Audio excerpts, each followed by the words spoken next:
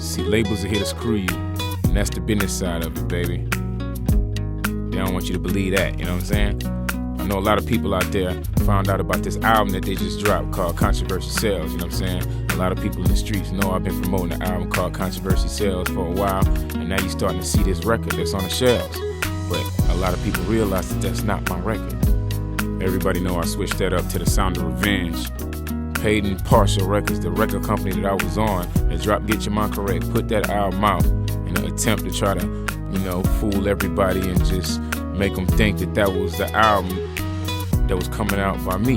But it wasn't. I'm off of their label, and they put that together. They put that title on there, put me and Paul all on the cover, you know what I'm saying? And then they put out those vocals with beats that they pasted up under my vocals, you know what I'm saying? There's no playing skills beats on there. There's nothing like that. They put a lot of stuff together and edited that album together to kind of, I don't know what they was trying to do, but basically they talked a lot of trash about me on that CD. A lot of people know about that, you know what I'm saying? And this is what I want to say to everybody out there listening, everybody out there grinding, trying to sell the CDs out the trunk, you know what I'm saying? Trying to come up in this rap game, trying to sign to some label. Get it by yourself, man. These niggas is vultures in this game.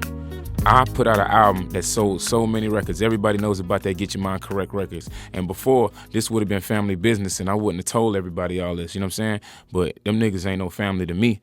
Believe that. That's all the way real.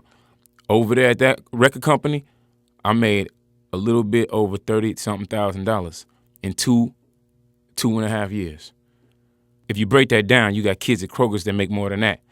You know what I'm saying? I was still doing my thing, getting my money out there in the streets, putting out mixtapes, even though they didn't want me to do it. I was doing my thing. When that album came out, I was the one spending my money, sending them flyers out, street teams. Y'all niggas know how I was doing it. You know what I'm saying? We did a lot of stuff on the road, and that was all me spending my own bread off of the mixtapes to get that album to where it was at. And then when it finally came time to get paid for it, we ain't see that. You know what I'm saying? I never came out to the public and told everybody that, but that's all the way real.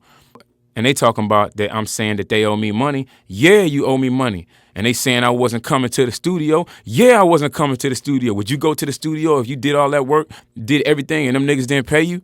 You know what I'm saying? At the end of the day, you got to get it yourself, because the only person you can trust is you. You can have the best contract in the world, and you know what you're going to have?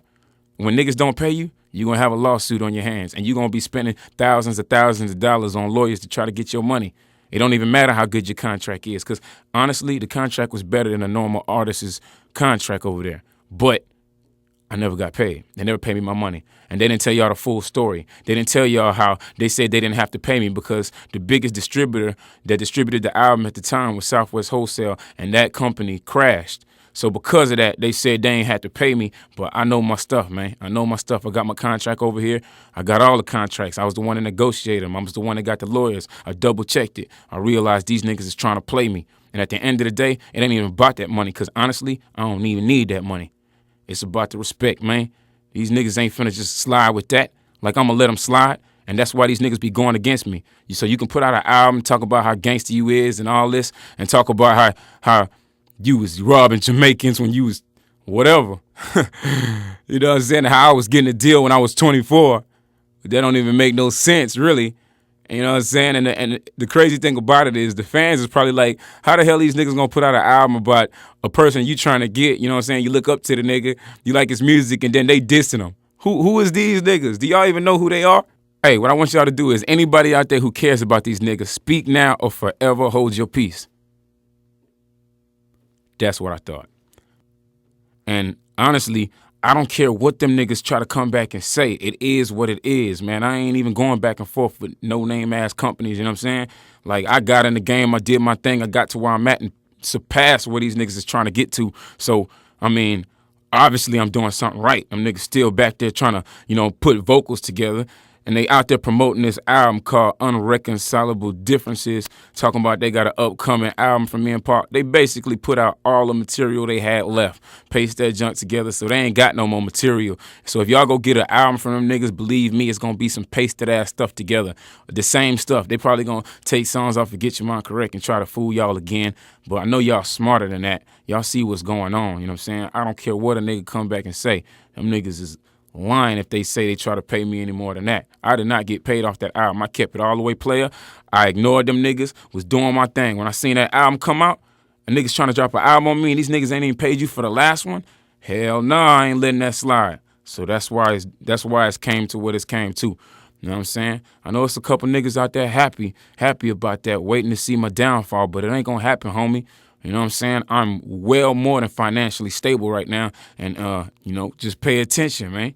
You don't see Ron C over there. I know he probably don't even want me to say this, but on the real, that's the same thing that happened to him. He ain't really just get paid like he was supposed to. You don't see that nigga over there dropping no albums, man. I ain't dropping no albums with niggas, and I damn sure wasn't finna sign no deal up under them niggas.